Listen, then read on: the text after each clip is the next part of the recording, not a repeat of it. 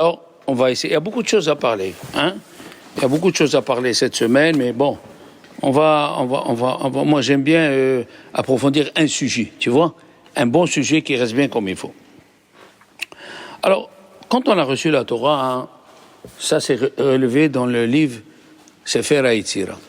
Alors, Sefer HaYetzira, le livre de la création, c'est bien de l'avoir à la maison, mais tu comprends rien du tout.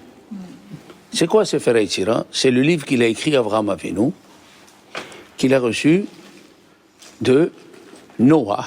Et Noah, il a reçu de Adam Arishon. C'est quoi ce livre? C'est le livre où il y a les lettres avec quoi Dieu il a créé le monde. Par exemple, Emmanuel, je peux la rendre un singe. Oui. Ça s'appelle Sefer HaYetzira. Moi, je peux dire des mots et je deviens un arbre, il pousse un arbre ici, c'est moi.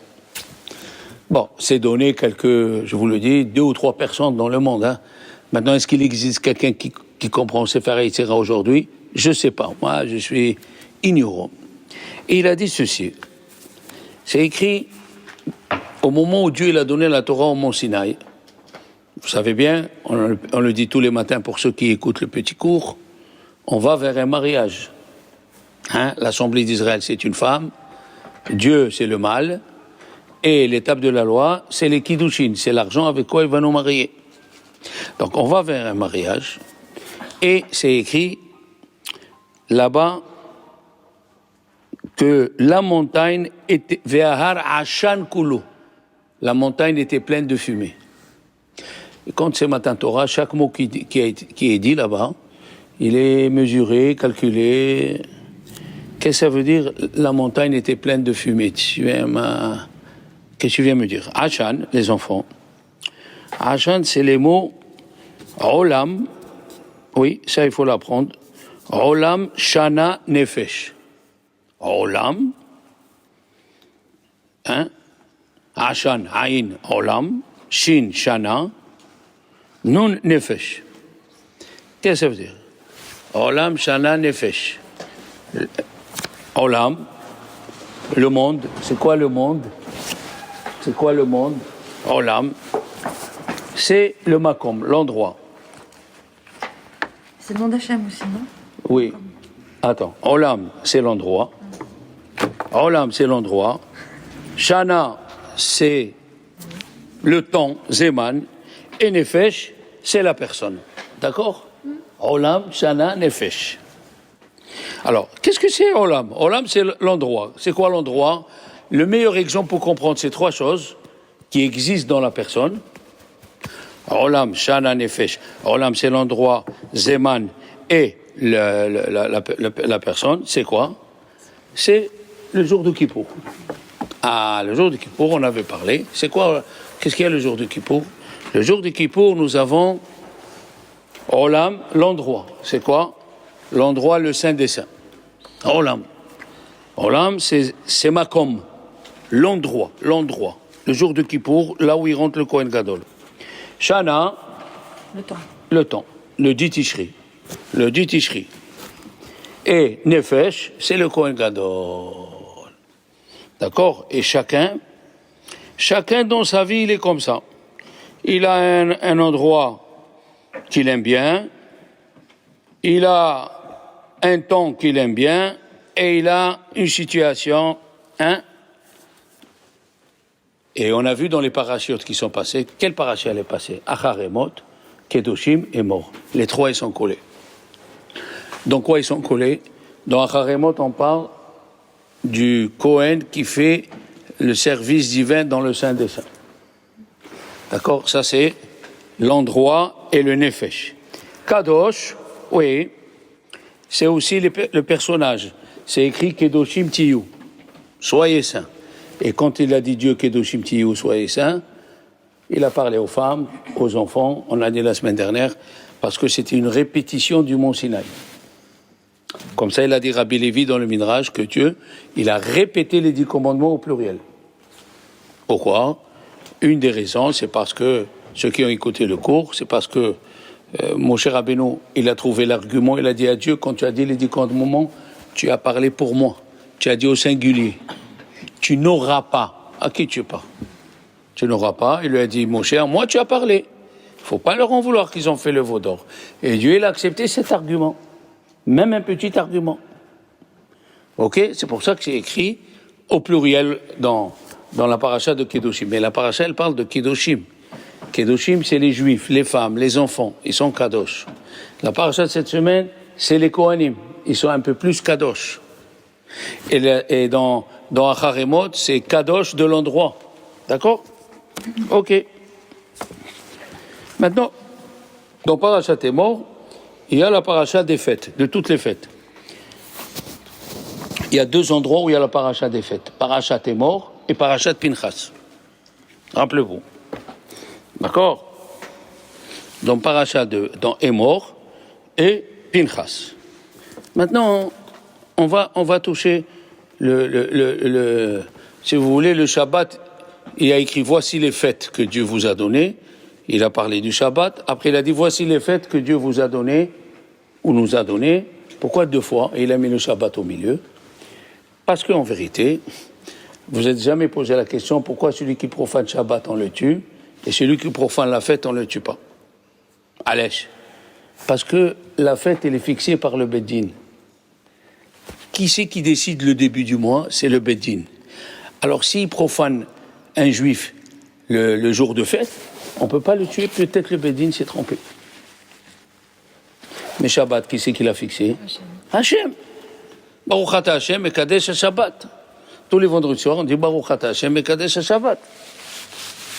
Shabbat, il est très, très, très puissant, à ce point-là que celui qui transgresse, il faut bien sûr, pour être condamné à mort, attention, il faut les témoins, il faut un Sanhédrin, il faut que les témoins soient cachers. Par contre, on ne peut pas aller faire Shabbat en Alaska parce qu'ils ont ajouté un jour. Quand les Américains ils ont acheté l'Alaska en 1848, à $1 million en or, pour pas qu'il y ait une différence entre eux et l'Alaska, ils ont arrêté. Ça veut dire, quand c'est Shabbat, quand ils te disent samedi, comment on dit en anglais samedi? Sunday. Saturday. Merci. Saturday, samedi. En vérité, c'est pas samedi, c'est vendredi. C'est dimanche que c'est Shabbat. Et ouais, on peut pas. Faut faire attention, on peut pas rester là-bas parce que pire encore, il dit Rabbi Ovadia Yosef, au Japon, on a connu les Japonais qu'en 1823 et quelques, ils n'avaient pas les jours de semaine, les Japonais. On ne sait pas quand c'est le jour du Shabbat là-bas. On ne peut pas rester depuis jeudi, il faut quitter. Oui. Même maintenant. Mais maintenant, il parle de maintenant, on ne sait pas. C'est à partir de 1823 que les Anglais sont rentrés et ils ont commencé, ils ont amené avec eux les dates de Londres, quoi. Lundi, mardi, mercredi. Mais le Japon lui-même, c'est écrit Bechol Moshvo Techem. Ça n'a rien à faire là-bas. Oui, moi j'ai enlevé mon bureau d'ailleurs. J'ai enlevé mon bureau parce que le riz, ça suffit quoi, d'accord? Non, c'est juste. Mais, voilà, le Shabbat a été mis à part. Pourquoi? Parce qu'il ne dépend pas de nous, on ne peut pas le changer. Il est venu un monsieur, il a dit un rave, moi je veux bien faire Shabbat. Rien que pendant 2 heures, je dois aller au bureau. Il a dit, moi je te donne même 4 heures. Ah bon? Il lui dit, oui, le Shabbat, il n'est pas à moi. Tu me demandes, mais c'est pas à moi le Shabbat. C'est à Dieu. Voilà. Mais on va essayer de toucher un point, si vous voulez point. Après, vous allez voir comment on va arriver à quelque chose d'extraordinaire. Au sujet de Rosh Hashanah, là-bas, la fête, au début de l'année, on nous dit le 7e mois, à partir de Nissan, Iyar, Sivan, Tammuz, Av, Elul, Tishri. Le premier Tishri, Dieu, il a dit, il a dit, vous serez un jour Yom Teruah.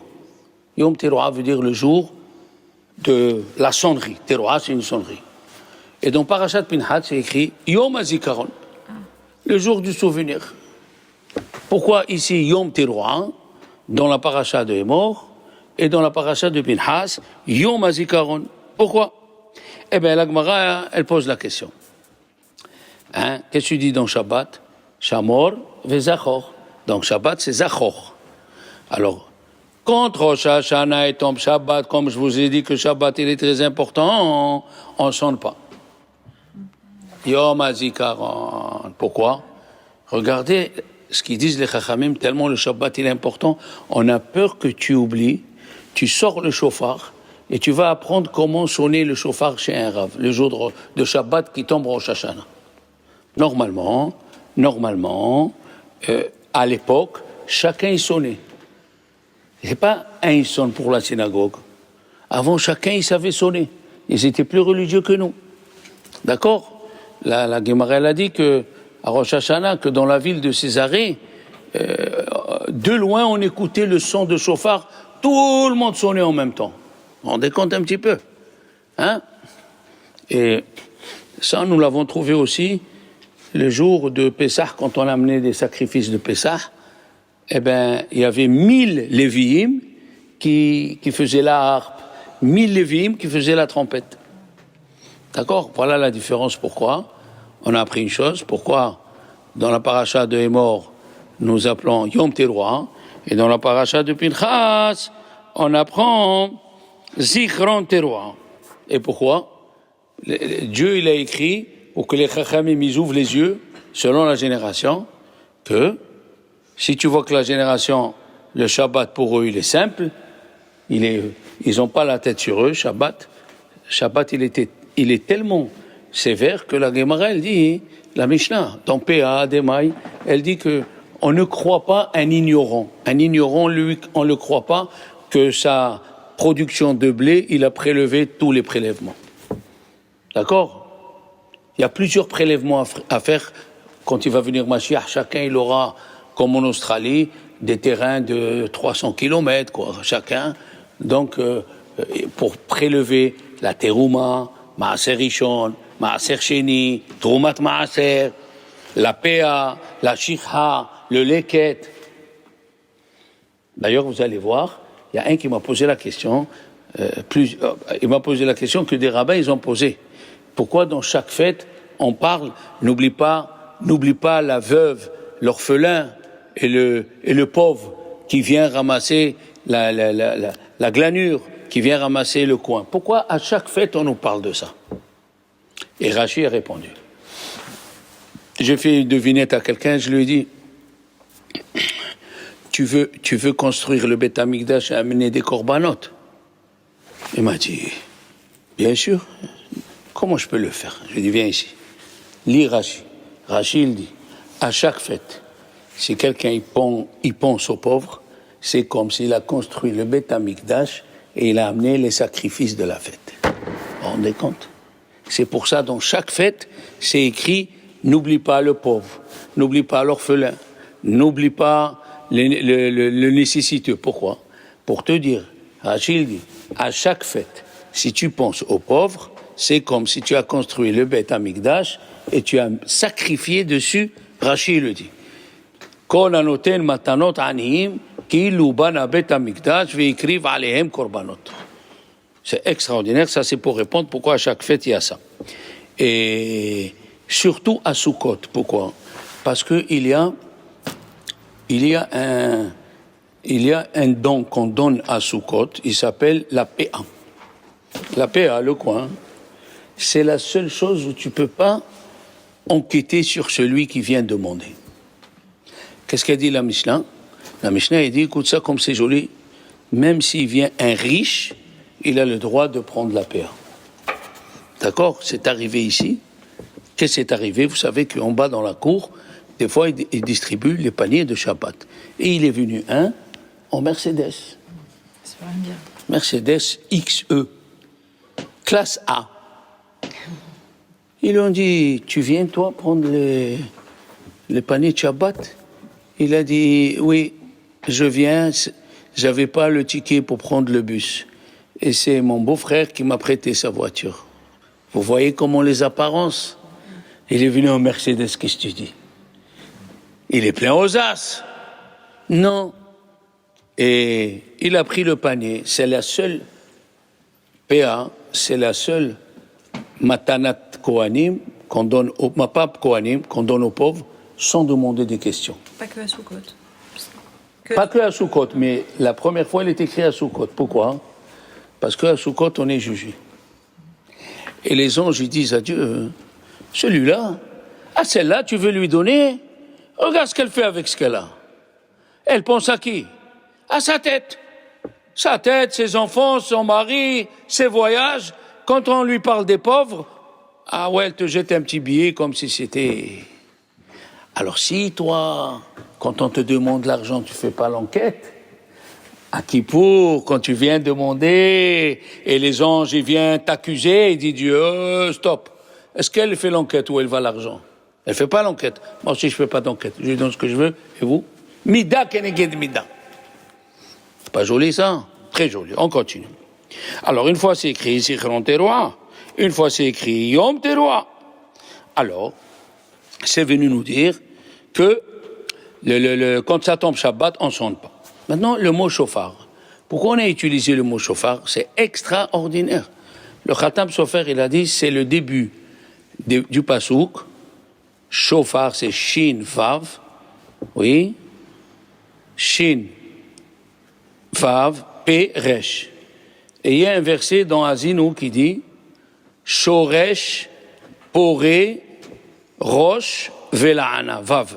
Shoresh, Shin, Shoresh, Poré avec P, Shoré, Shoresh, Poré, Resh, Rosh, et le Vav, Vela'ana. Je répète, Shoresh, Poré, Rosh, Vela'ana. C'est quoi ces 4 mots? Oui, c'est 4 herbes empoisonnées. Et qu'est-ce qui vient faire le chauffard? Quand tu fais tes chouvas, il t'enlève le mal qui est en toi. Le chauffard, il t'enlève le mal qui est en toi. Chauffard, Shoresh, Poré, Rosh, Vela'ana. Maintenant, comment on sait que le chauffard, il enlève le mal? Regardez comme c'est joli. Très, très joli. Tu vas aimer, hein? Tu vas aimer notre chère Carole qui est venue nous voir d'Israël. Alors, regardez comme c'est joli, Corinne. Vous savez qu'il y a les 5 lettres finales dans la Torah. Le même. Il y a le même ouvert et le même fermé. C'est les finales. Ça s'appelle en hébreu Menatseper. Même, Nun, Mena, Tzadik, Mem, Nun, Tzadik, P et Chaf. C'est les lettres qui sont doublées. Et ceux-là, on les trouve qu'à la fin. Na, Mem, Nun, Tzadik, P, Chaf.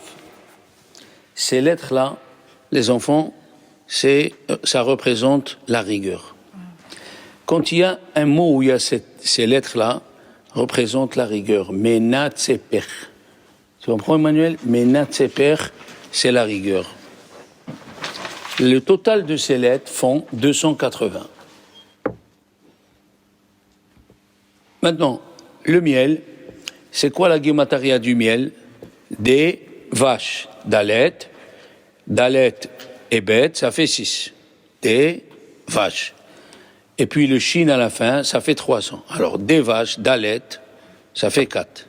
Bête, ça fait 2. Et shin, 300. Ça nous fait, le miel, ça nous fait 306. Alors, regardez le mot chauffard. Il dit le Magalé Amoukot au nom de Harizal. Chauffard, shin vav, 306. C'est le miel. Shin vav, c'est le miel. Par, c'est 280. P, c'est 80. Et Resh, c'est 200. On prie Dieu que les mauvaises choses, ils se renversent en douceur dans le miel. Ah, c'est beau, hein? Chaud, par. Et c'est pas la bijouterie Chopard, hein? Attention. Hein? Là-bas, tu te fais pas adoucir. Alors, Chopard, Shin Vav, 306. Shin Vav, oui, 306. C'est la guémataria du miel, des vaches. Oui. Et c'est la guémataria de... Et après, nous avons par 280. On prie Dieu que le 280, qui est la rigueur, Menatseper, se transforme, parce que toute chose qui tombe dans le miel, elle devient permise. Vous connaissez cette halakha? Toute chose qui tombe, une mouche qui tombe dans le miel, tu la laisses, après 1 mois, elle devient miel. Même s'il n'y avait pas 60 fois. C'est permis. quelque chose qui tombe dans le miel, d'accord? Maintenant, regardez comme c'est joli. Comment on écrit Isha? Aleph, ouais, Yud, Shin. Oui? Ça, c'est Ish. Ish. Ouais. Isha, Aleph, ouais. Aleph, Shin. He. Shin, 300. He, 5. Et Aleph, 1, 306. Et le Yud? Il ne se prononce pas. Tu peux écrire. Normalement, il y a Yud, mais quand dans la prononciation, il ne se prononce pas, on peut faire la Guémataria sans le Yud. Ça veut dire, on prie Dieu que notre femme, elle soit toujours douce, qu'elle soit toujours gentille, qu'elle n'ait pas de pression. On continue. Donc, le chauffard, il est fait, hein? Le chauffard, c'est extraordinaire. Dans toutes les fêtes de la Torah, il y a le nom de la fête. Sauf à Rosh Hashanah. Vous m'avez compris? J'explique. Hag HaMatzot ou Hag HaPesach, ils sont écrits dans la Torah. Hag HaShavuot, il est écrit dans la Torah. Kippour, Yom Kippour. Sukkot, Sukkot Teshvu. Ok? Shemini Atzeret, il est écrit. Rosh Hashanah, qui est Yom Adin, le jour du jugement, il n'y a pas écrit. Il y a écrit Rosh Hashanah, c'est une fête. Pourquoi tu n'écris pas Yom Adin? Pourquoi tu écris Zichron Teroa ou Yom Teroa, mais tu n'écris pas que c'est le jour du jugement? Pourquoi? Question. Pourquoi Rosh Hashanah, tu n'écris pas que c'est le jour du jugement comme tous les autres fêtes? D'accord? Il n'y a pas écrit Yom Adin. Alors, il y a un kabbaliste qui a voulu répondre que la Torah, est-ce que la Torah, elle s'appelle miséricorde ou elle s'appelle din? Bonne question. Alors les Chachamim ont dit que c'est écrit dans la Torah, Mishamaim ishma'ata din. Du ciel, tu nous as fait écouter le din. C'est qui le din? C'est la Torah. Puisque quand quelqu'un a fauté, le Midrash dit, ils ont demandé au prophète, ils ont demandé à la Torah elle a dit, il faut amener un korban, il n'y a rien à faire. Ils ont demandé à Dieu, sans korban, tu fais tes chouvas et tu rattrapes tout ce que tu as fait. Donc la Torah, elle s'appelle din. Alors la Torah n'a pas voulu écrire Yom Din, pour pas ajouter un jugement sur un jugement. Comme l'endeuillé, je vais vous donner un exemple. Un endeuillé, chez lui, ou quand il vient à la synagogue, au moment du Tahanoun, il ne fait pas Tahanoun. Ah ouais, c'est trop dur. Il ne faut pas qu'il ajoute un din sur un din. Alors la Torah aussi, elle a dit, n'ajoute pas un din sur un din. D'accord? Première réponse. Mais nous allons essayer de comprendre. On sait aussi, les enfants, quand il y a écrit le mot Ayom, c'est Rosh Hashanah. Quel paracha nous lisons avant Rosh Hashanah? Atem nitzavim ayom. Allez Corinne, Atem nitzavim ayom. Aujourd'hui vous êtes debout. Pourquoi c'est écrit ayom? Ayom c'est Rosh Hashanah. Ouais, c'est écrit dans Job. Vayi hayom. Ce fut ce jour-là. Il dit le soir, c'est quoi ce jour-là?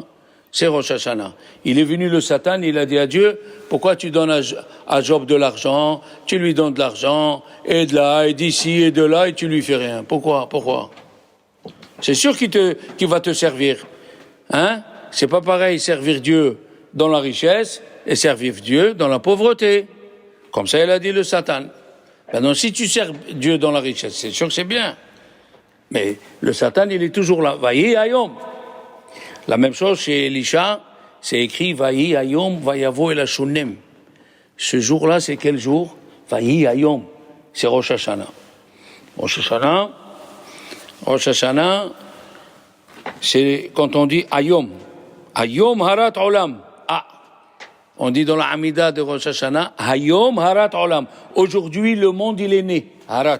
Harat, c'est enceinte. Hayom harat olam. Ok? Pourquoi? Parce qu'à Rosh Hashanah, il y a une discussion entre Rabbi Yoshua et Rabbi Eliezer. Quand est-ce que le monde il est né? À 1er Nissan ou le premier Tishri? Rabbi Eliezer, il a dit premier Nissan. Rabbi Yoshua, il dit premier Tishri. Comment il peut faire une discussion, il dit le Maharal de Prague, sur quelque chose d'existentiel, sur la réalité? Alors, c'est le premier Tishri ou le premier Nissan? Depuis quand ça? C'est quoi cette histoire? Qui font discussion dans une halakha, est-ce que Shabbat c'est permis ou non? On peut dire chacun il juge selon ce qu'il a compris dans Shabbat. Mais là, on parle de la création du monde, tu nous fais une discussion. Il n'y a pas de discussion. Il dit le Maharal de Prague, dans la Haggadah, il n'y a jamais de discussion, il y a une façon de voir. Rabbi Eliezer, il dit, le monde, il est né à Nissan. Dieu, il a pensé à le créer. Et la pensée de Dieu, c'est une création. La pensée de Dieu, c'est une création. La pensée de Dieu, c'est une création. Et quand est-ce c'est venu à la réalité? Le premier Tishri. Mais il n'y a pas de discussion, Emmanuel. Il n'y a pas de discussion. Les deux, ils ont raison. Dis-moi quand tu fais une action. D'abord, tu as pensé à l'action, on est d'accord. Eh bien, la pensée chez Dieu, c'est une création. Et il nous a fait ce cadeau, le bon Dieu. Quel cadeau il nous a fait? Si tu penses à faire une mitzvah et tu n'as pas arrivé à la faire, ah, il y a des gens qui connaissent des choses ici. Quand tu penses à faire une mitzvah, tu dis, j'aurais voulu avoir dans ma table 40 personnes, je les fais profiter de ce que j'ai. Seulement, bon, le mari, il est comme ci, la fille, elle est comme ça, ni. Mais au moins, tu as l'envie de le faire. Si tu as l'envie de le faire, c'est considéré comme si tu l'as fait. Il nous a donné ça, Dieu, comme lui. D'accord? Alors, à Rosh Hashanah, Dieu, il a créé le monde. Hayom harat olam. Hayom harat olam. Ok? Maintenant, qu'est-ce qu'on dit, nous, dans la Hamida? Nous, dans la Torah, il n'y a pas écrit que c'est Yom Hadin. Mais dans les écrits, dans Tehilim, dans les prophètes, il y a écrit. Comment c'est écrit? Ala Elokim bitroa Hashem bekol shofar, c'est un mizmor qu'on fait 7 fois avant de sonner le shofar. Qu'est-ce que c'est? Ala Elokim bitroa. Elokim, c'est la rigueur. La rigueur est venue avec la teroa. Je vais vous dire ce que c'est la teroa. Hashem bekol shofar. D'accord? Qu'est-ce que ça veut dire? Vous savez que les sonneries de Rosh Hashanah, on ne sait pas ce que c'est. Qu'est-ce que ça veut dire on ne sait pas? J'explique. La tekiya, c'est un son long, ça on le sait. Tout. Ça c'est tekiya. Tekiya, c'est un son long. Ok? Maintenant, au milieu, teroua, c'est quoi teroua? C'est le problème. La Gemara, elle a dit avec le temps, et à Rambam, c'est à Rambam qui explique ça bien, avec le temps, les gens, ils ne savaient pas. Est-ce que c'est des coups suivis, des petits coups suivis, ou des soupirs? J'explique. Quand quelqu'un commence à pleurer, oui, il commence avec d'abord, il commence à... Il fait comme ça. Ah, des soupirs. Ah, qu'est-ce qui m'arrive? Ah, ça s'appelle Shevarim. Shevarim. Apprenez parce que tout ça, il faut l'apprendre, c'est une richesse du Talmud. Shevarim. Ah, ou bien ça s'appelle Ginuhi Gannah. Ou bien ça s'appelle Yeloulé Yalil. C'est quoi? Des petits coups saccadés. Il commence à pleurer de bon cœur. Voilà. On ne sait pas si c'est des soupirs ou c'est des coups saccadés. Et comme on ne sait pas, elle dit comme la Gemara, on fait les deux. On fait les deux. Comme ça, il a dit Rabbi Abaou dans la Gemara de Rosh Hashanah. Rabbi Abaou, il a dit dans la Gemara de Rosh Hashanah, la page 34. D'accord? C'est écrit dans le Tehilim, Mishpat leloke Yaakov. Le jour de Rosh Hashanah, c'est le jour du jugement. Je vous ai dit, il n'est pas écrit dans la Torah que c'est Yom Hadin, c'est dans les... Voilà. Maintenant, les enfants, il y a 10 raisons pourquoi on sonne avec le chauffard. Il y a 10 raisons. On aurait pu chanter, on aurait pu souffler dans une trompette. On aurait pu prendre une harpe. On aurait pu prendre un autre instrument de musique. Alors, il y a 10 raisons. Une raison, comme c'est écrit dans le prophète, Haïtaka, Beshofar, Ba'ir, Haïtaka, Beshofar, Ba'ir. Est-ce que si on entend le chauffard dans la ville, Ha'am lo yahiradou, le peuple ne va pas avoir peur? Ça veut dire, un exemple un peu concret, tu marches dans la rue. Tu entends un violon, c'est doux, ça ne te fait pas peur. Hein? Tu entends du piano, ça ne te fait pas peur. Tu entends comment s'appelle le grand violon là? Comment il s'appelle ça? Violoncelle. Contrebasse. La contrebasse. Ça ne te fait pas peur. Mais si quelqu'un derrière, il fait avec le chauffard, tout, ah putain là. ça remue le chauffard. Comme ça, le but du chauffard, c'est remuer la personne. Le but du chauffard, c'est comme ça, il dit Rambam, même qu'il n'y a pas de raison dans la Torah, pourquoi on doit sonner le chauffard, mais l'allusion, elle est, tu dois te réveiller, avoir peur. D'accord? Là, j'ouvre une petite parenthèse, si vous permettez, une petite parenthèse très jolie. La Gemara, elle dit dans Megillah, la page 30, pourquoi on lit les malédictions avant Rosh Hashanah? Malédiction de Kitavo, il y a 91 malédictions dans Kitavo. Pourquoi on lit les malédictions de Kitavo avant Rosh Hashanah? Et répond, et des fois on le fait, Tichle Shana vekilelotea, qu'elle se finit l'année avec tous ses malheurs. Qu'elle se finit l'année, ça y est. Qu'elle se finit. C'est une autre année, pourquoi? Qu'est-ce qu'on dit dans le Mizmor? Tikrou bahodesh shofar. Qu'est-ce que c'est sonner dans le mois le shofar? Qu'est-ce qu'il y a dans le mois Hodesh, Emmanuel? C'est le mot Hadash. On se renouvelle à Rosh Hashanah. Tikrou bahodesh shofar. On se renouvelle. On met toutes les malédictions derrière et on commence quelque chose de nouveau. D'accord? Tikrou bahodesh shofar. Alors, Gmara pose la question, pourquoi on lit les malédictions de Bechukotai avant Shavuot? Bonne question. Tu m'as dit pourquoi on lit les malédictions de Kitavo avant Rosh Hashanah, pour que toutes les malédictions on les laisse derrière. Ok. Alors pourquoi à Shavuot? Dans quelques jours il y a Shavuot, et avant Shavuot, nous lisons les malédictions de Bechukotai. Pourquoi? Why? Alex. On se renouvelle aussi. Dans la Torah, on avance. Trop fort, Carotte, trop forte. Qu'est-ce qu'elle répond à Gemara? Shavuot, c'est aussi le jour du jugement. Pourquoi? Parce que Dieu, il juge les fruits. Elle est bonne, cette réponse. Hein? Tous les commentateurs y répondent. Là-bas, c'est les corps qui sont jugés à Rosh Hashanah. Ici, tu me dis, Dieu, il juge les fruits. Alors pourquoi on ne fait pas avant Pessah? Dieu, il juge le blé. Pourquoi on ne fait pas à Sukkot quand Dieu, il juge l'eau? Qu'est-ce que c'est cette réponse, ils disent les kabbalistes? Qu'est-ce que c'est cette réponse, ils disent les kabbalistes? Alors, le Shla Kadosh, Rabbi Abraham Horowitz, qui était en 1620, il était à Tzfat, il a écrit des livres, Shnei Luchot Aberit, on l'appelle le Shla Kadosh. Shnei Luchot Aberit, j'ai ces livres. Le Shla, apprenez les rabbins et leurs livres. Shnei Luchot Aberit, le Shla HaKadosh. Il y a 3 qu'on appelle Kadosh.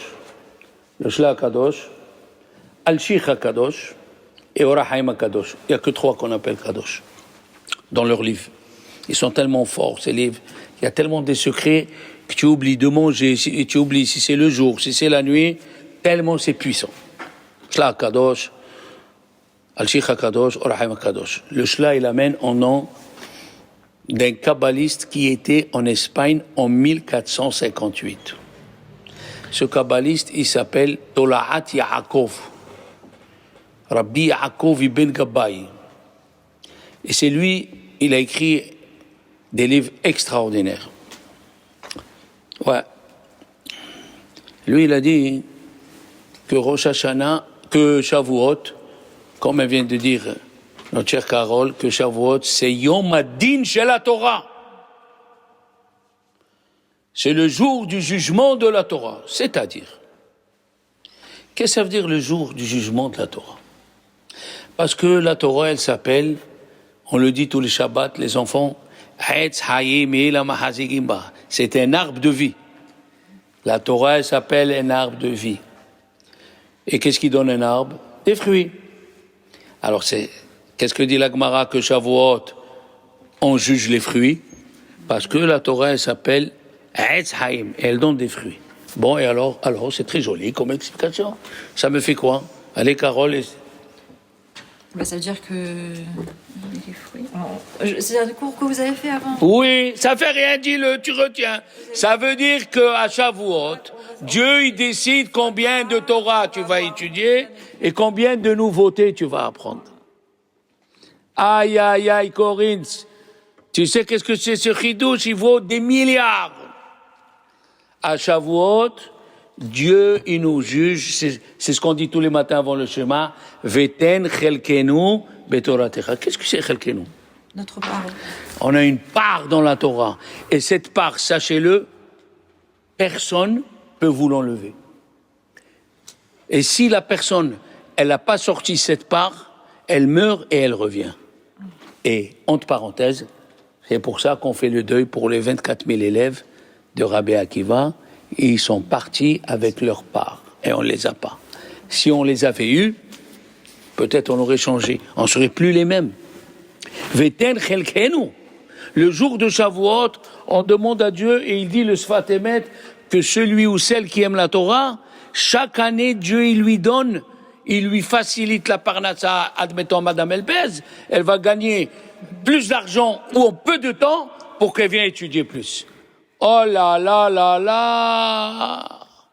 Mais c'est des choses extraordinaires.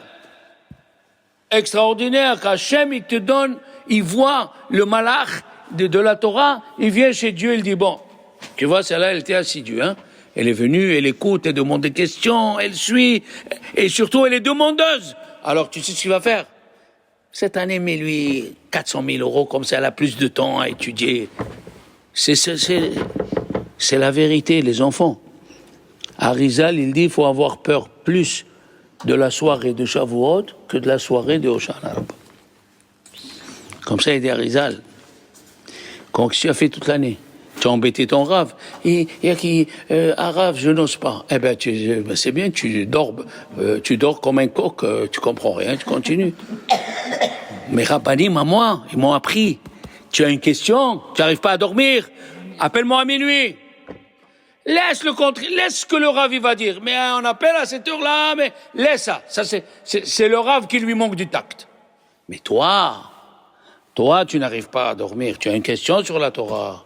Demande. Lo abaishan lamed. Lo abaishan lamed, on a lu dans la Pirkei Avot. Celui qui a honte, il peut pas avancer. Tu as peur que ça soit des questions bêtes. Si je vous dis combien j'ai posé des questions bêtes quand j'étais petit, incommensurable. Et mon Rav, mes Rabbanim, ils avaient le tact de tourner la question en une question intelligente. Et je fais ça avec les élèves. Ils posent une question, elle a ni tête ni queue. Et que je vais chercher. C'est trop profond ce que tu as dit, j'ai dit. C'est trop profond et tout le monde, ils sont là.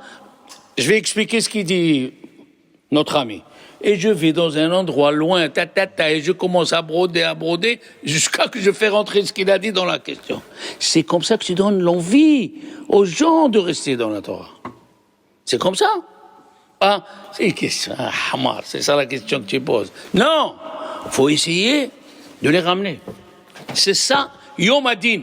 On va passer à Shavuot, Yom Adin. Bon, à part les coutumes, on va se couper les cheveux. Selon Arizal, on ne doit pas se couper les cheveux jusqu'à Shavuot, comme ça ils font les Tunisiens, jusqu'à Shavuot. Les autres, ils se coupent le 34 du Homer, d'accord? On a les fleurs, c'est la fête des fleurs. On a le pain aussi. Hein? On a le pain aussi, non? Le pain, voilà, j'arrive. Les fleurs, les belles fleurs, le pain, hein, faire comme l'étape de la loi, hein, les laitages. pour ceux qui aiment le lait. Moi et le lait, je suis tombé dans la marmite quand j'étais petit. Bon, alors, je veux pas bon. Le lait, moi, c'est no good. D'accord? Une fois, j'ai mangé un gâteau au fromage. J'ai dit, allez, je vais faire. Allez, faut manger du lait. La gastro, 3 jours. J'ai passé Shavuot, bon. Bon, chacun comme ils sont. D'accord?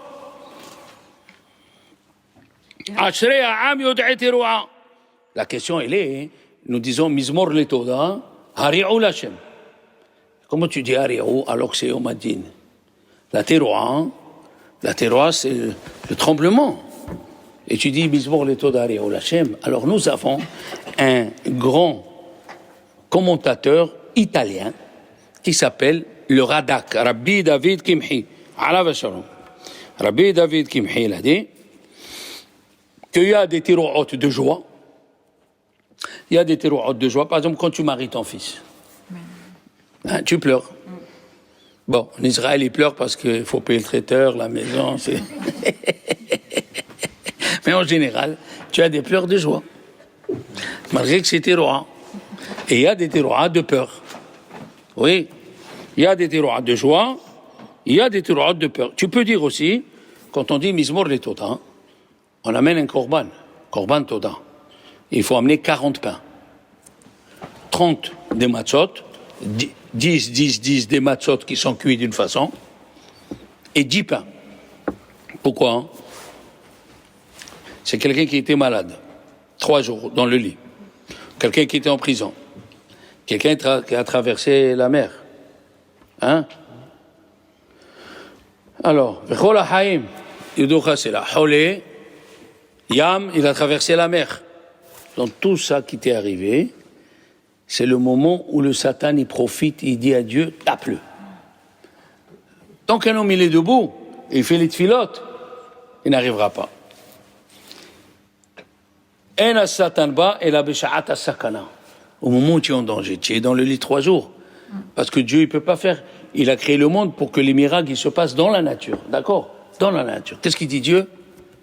Le Satan, il vient et dit à Dieu, voilà, il est fatigué, il a la fièvre, je lui augmente un peu les microbes. Pour ça qu'on fait le gomel. Parce qu'il y avait la midatadine sur ta tête. D'accord? Alors quand on dit Mizmor le Toda, on amène Korban Toda, on remercie Dieu qu'on avait la rigueur sur nous et elle est partie. C'est pour ça qu'on dit Hari'u Lashem. Ok? La question, elle est, qu'est-ce qu'on a dit au début? On dit dans la Hamida, Vatitelanu Yom Teroua. Yom Teroua. Oui, c'est le jour de la Teroua. On fait régner Dieu. Avec quoi on fait régner Dieu? Avec les trompettes, avec le chauffard. Pourquoi on ne fait pas régner Dieu? Pourquoi on ne fait pas régner Dieu avec la batterie?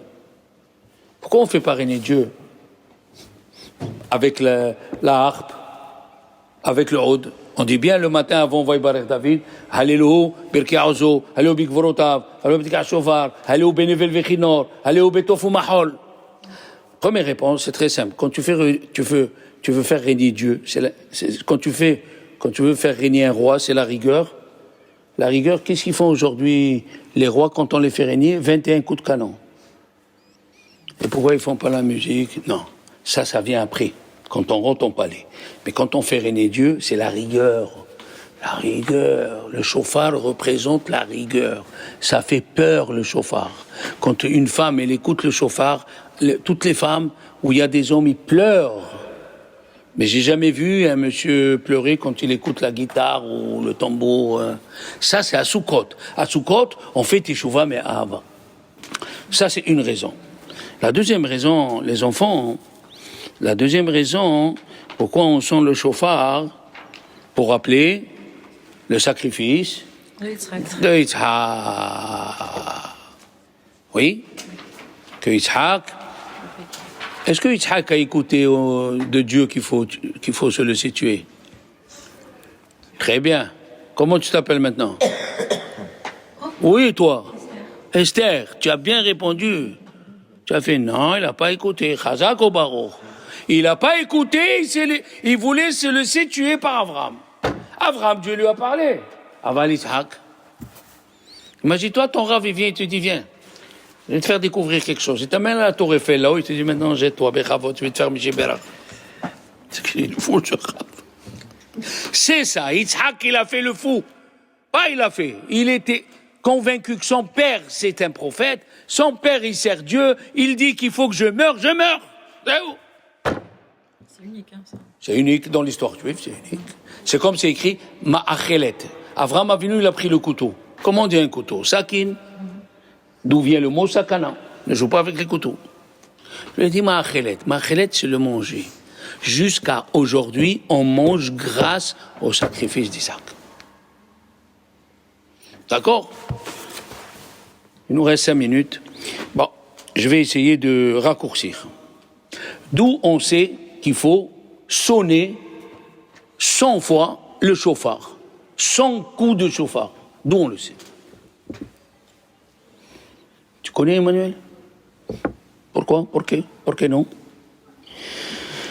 Les enfants, il y a un grand rabbin qui était kabbaliste en 1848 à Sfat, il s'appelle Rabbi Yaakov Nino chez Altiel. Nino, c'est espagnol. Ou Nino, un petit enfant. Il a posé la question sur le Tosafot et la Gemara qu'ils ont dit, d'où on sait qu'il faut sonner 100, parce que la mère de Sisra, elle a pleuré 100 fois. Qu'est-ce que ça a à voir la mère de Sisra avec le chauffard, il demande. Il a dit, personne ne m'a répondu. La mère de Sisra, elle a pleuré 100. Sisra, il était le général de Melech Kenaan. Yavin Melech Kenaan, son général c'était Sisra. Pour savoir qui est Sisra, je vais vous donner juste une image. Il dit le Yalkut Shimoni. Quand il rentrait dans le fleuve Pishon qui se trouvait à Haïfa, le fleuve, il rentrait, il avait une barbe tellement grande, comme un filet, il sortait avec 200 ou 300 poissons. Et il disait à ses soldats, qu'est-ce que tu veux? Saumon fumé? Tiens. Toi, qu'est-ce que tu veux? Dorade royale? Tiens. Toi, qu'est-ce que tu veux? Sa barbe, elle était tellement grande, c'était un filet. Il était tellement haut et fort, il se mettait devant une muraille, il faisait, ah, la muraille est tombée. Tellement il était fort, ce Sisra. Sa mère, elle savait que la guerre, quand Sisra sortait en guerre, il n'a jamais perdu la guerre. Et quand il sortait, il disait à sa mère, dans 3 heures, je viens. Il avait 40 000 chefs d'état-major. Combien un chef d'état-major il commande? Je ne sais pas combien de personnes. À vous de faire le total. D'accord? Elle voit que Sisra, il ne revient pas. Elle voit que Sisra, il ne revient pas. Qu'est-ce qu'elle se dit? Pourquoi il ne revient pas? Alors, les femmes d'à côté d'elle, de la cour, ils lui ont dit, peut-être il est en train de partager le butin. Et à l'époque, il ne se gênait pas du tout. Peut-être il viole des filles juives. Il est en train de profiter. Comme ça, c'est écrit dans le prophète. Et on sonne 100 coups pour se rappeler de la mère de Sisra, de cette... je ne sais pas quel mot employer pour cette mère. Comment ça se fait? Il y a plusieurs réponses. Une réponse, il a dit Rav Eliashiv, c'est pour te dire, ce monsieur, il n'a jamais perdu quelque chose. Toujours, il avait un palais, avec de l'argent, l'honneur, les femmes, la guerre. Dieu, il est venu nous apprendre qu'à Rosh Hashanah, ne t'appuie sur rien, ni sur ton argent en banque, ni sur ta santé, ni sur tes amis, même sur ton mari, ne t'appuie pas, même tes enfants ne t'appuient pas. Appuie-toi sur Dieu, parce que comme Sisra, il peut perdre tout d'un jour à l'autre, tu peux perdre tout un jour. La deuxième explication, c'est Rabbi Isaac Shur. Il a dit une chose terrible. Comment il a remonté le moral aux gens qui sont sortis de la Shoah. Il les a attendus dans le bateau, ils sont venus. Il leur a dit, si une Goya, Dieu il a envoyé un ange pour compter combien elle a pleuré pour son fils Racha, Kalva Homer à plus forte raison, chaque pleur à vous dans les camps de concentration, Dieu il a envoyé un ange, il les a comptés. Chaque pleur qu'une femme elle fait à Rosh Hashanah, ou un homme, Dieu il les compte et il les garde. Comme ça elle a répondu Rab Isaac Shor. La troisième réponse, c'est la Kabbalah. Au pétard. Attachez les ceintures. Nos Chachamim me disent, quand il s'est sauvé Sisra, c'est écrit Lonish Arbaim Adehad. Un, il est resté. C'était Sisra. Il est parti. Qui l'a trouvé dans le chemin? Elle est sortie Yael. Yael, elle était l'arrière petite fille de Yitro. Elle n'était pas encore convertie. Mais elle aimait le peuple juif. Elle est venue, elle lui a dit, viens, mon bonhomme, viens, rentre ici. Et elle lui a donné du lait chaud. Regardez ce qu'il dit le prophète. Tellement il était fort, il a dormi avec elle 7 fois de suite. Elle n'était pas encore convertie. Et lui a dit, si jamais quelqu'un te demande, est-ce qu'il y a quelqu'un ici? Le pasouk, si jamais quelqu'un te demande s'il y a quelqu'un ici, il dit, Rabbi Menachem Azar Mempano, il y a 101 lettres, comme les 101 sonneries du chauffard. Je finis. Pourquoi? Parce que l'âme de Rabbi Akiva, elle était dans le corps de Sisra. Il fallait sauver le corps de la Neshama de Rabbi Akiva. Et Dieu l'a laissé dans Sisra, et la Gemara, elle dit, l'arrière-petit-fils de Sisra, c'est Rabbi Akiva. C'est Rabbi Akiva qui nous a... Pourquoi? Parce que Dieu, il a ses chemins. Qu'est-ce que je vous ai dit la dernière fois? Quand on est espion, on veut rentrer dans une ville, on passe par les égouts. Il y a des âmes comme Avraham Avinu, comme Yehuda et le Mashiach. L'âme de Rabbi Akiva, elle était cachée. Alors Dieu, il a fait de sorte que Sisra, il est resté vivant 50 ans, avec une armée, avec un pays, avec de l'argent, tout ça, pour qu'à la fin, l'âme de Rabbi Akiva, il sorte. Voilà la relation entre le chauffard et Rabbi Akiva. Bonne semaine, mes amis.